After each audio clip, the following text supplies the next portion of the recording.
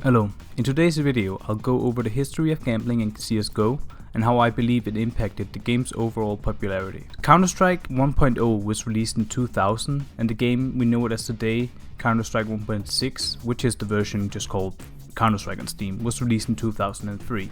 It was originally a mod for Half-Life 2 and Counter-Strike 1.6 was followed up by Counter-Strike Condition 0 in 2004 and later in 2004 Counter-Strike Source, which was made on the Source engine, which had upgraded graphics and different gameplay. The series then continued with Counter-Strike Global Offensive in 2012, which is the newest version and the focal point of this video. Counter-Strike is a game that I've loved since I was very young. I got my first copy when I was 11 years old and played it almost daily. When Counter-Strike Source released, I jumped on that and played all the game modes available as well as competitively, which back then was done using IIC channels. The game means a lot to me and it's one of my favorite games of all time because there was always something fun to do in public servers and the gameplay itself is not that complex. Sometime in 2012 I got my hands on the beta to Counter-Strike Global Offensive and I slowly switched from Source to CSGO as I tried learning how to play all over. I remember back then a lot of people didn't really like CSGO and preferred playing Counter-Strike Source over it. There were even a good community who didn't like Counter-Strike Source and was still playing Counter-Strike 1.6 at that time. And it probably still is. Anyways, once CSGO officially released, I wondered why it wasn't more popular than it was.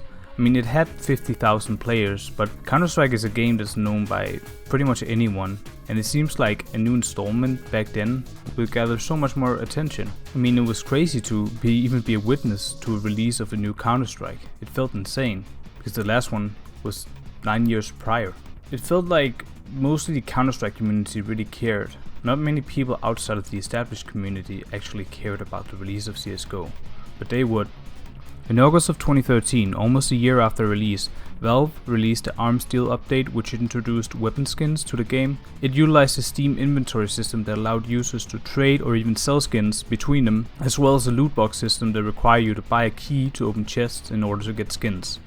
This is something that was already a proven money generator, which Valve proved in Team Fortress 2, a game that has had loot boxes since 2010. And just a side note, this system is brilliant for Valve, because they take a cut of anything that's sold on the Steam marketplace. I think they take around 15%. So many of the lower value skins, or just skins in general, those that will be sold on the Steam market, they only need to be sold about 7 times in order for Valve to have earned the entire price of that skin just in fees. So they're making a lot of money with people selling emotes and trading cards and all. Anyways, owning customization items is something that has become the norm in online video games. It is a way for you to be distinguishable from other players, and because it varies in rarity, you can even own customization items that are worth more or just plain more rare than others. I don't want to go too much in depth with this because I think it's a subject for a whole other video, but the gist of it is that owning a rare weapon skin in CSGO was and still is pretty cool to many people. After the introduction of weapon skins, a small ecosystem was created with its own economy determined by supply and demand. Players slowly found out how much each item was worth, and a market for trading and selling skins slowly rose. In the midst of this unregulated market, a website appeared with the sole purpose of being the Las Vegas of the Counter-Strike world. CSGOLounge is the website in question, and it was a place where players could link their inventory and bet on professional esports matches in Counter-Strike using their skins. It worked by allowing players to bet on the winners of matches, and when a team won, the people who bet on the winning team would split the skins that were bet on the losing team relatively to how much you placed. So if you placed more money's worth of skins, you obviously won a bigger share of the losing team's skins that was placed. This also created its own odds, so if 80% bet on the winning team, then obviously there weren't really that much to win because you'd only share the 20% worth of skins, so you wouldn't really get that much. But it also meant that CSGOLounge didn't actually pay out money themselves. They only took a share of the skins that were bet and the rest was just distributed among players. So they never really had anything on the line. The only thing that was required to use this website was a Steam account. There was no actual regulation otherwise. And it wasn't long before it took over the CSGO community, and it inevitably led to the first major controversial incident in CSGO gambling history, namely the IBuyPower matchfixing scandal. On August 20th, 2014, IBuyPower, the big favorite, lost a match against Netcode Guides. Actually, they didn't just lose, they got destroyed 16-4 with loads of questionable plays from the IBuyPower lineup. This led to a suspicion of match fixing, but it wasn't until January of 2015 that it was unearthed that IBuyPower had lost the match on purpose in order to cash out their bettings on CSGOLounge. The total winnings were $10,738, with $1,193 for each individual involved in the scandal. It's good money if you don't consider the fact that the entire team got a permanent ban from any Valve affiliated tournaments, effectively ruining their future careers in Counter-Strike. So in the end, wasn't really worth it. That isn't the only scandal revolving around CSGO gambling. Soon other websites appeared from left to right that introduced a variety of options for gambling with your skins. Notable game modes would be things like coin flip, where you literally flip a coin between you and another person in a winner takes all kind of way. Another would be a jackpot style game mode where people would stake their skins, and depending on the value of the skins you put in, you had a relative percentage chance of winning the entire pot, calculated on your input value in relation to the total value of the pot. This is where a lot of CSGO streamers spent their time gambling with skins to an impressionable audience, many who probably weren't even old enough to gamble themselves.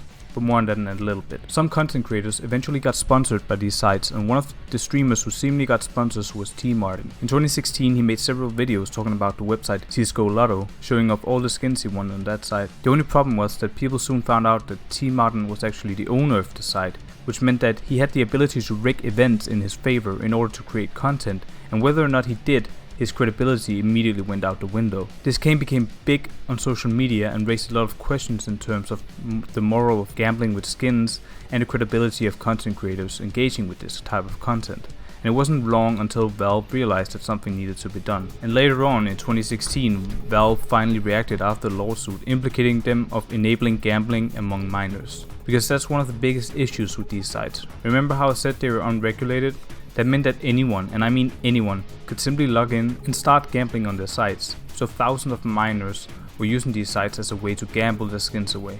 Indulging in an activity that is almost universally illegal because, well, gambling in general is a stupid decision from an economic standpoint, and if you're a minor you don't really realize the dangers it can have on your life. So in reaction to this lawsuit, Valve chose to cease and desist the major gambling sites and tell every gambling site to remove their Steamworks API from their sites, essentially making it impossible to store and trade skins between your inventory and the site's inventory.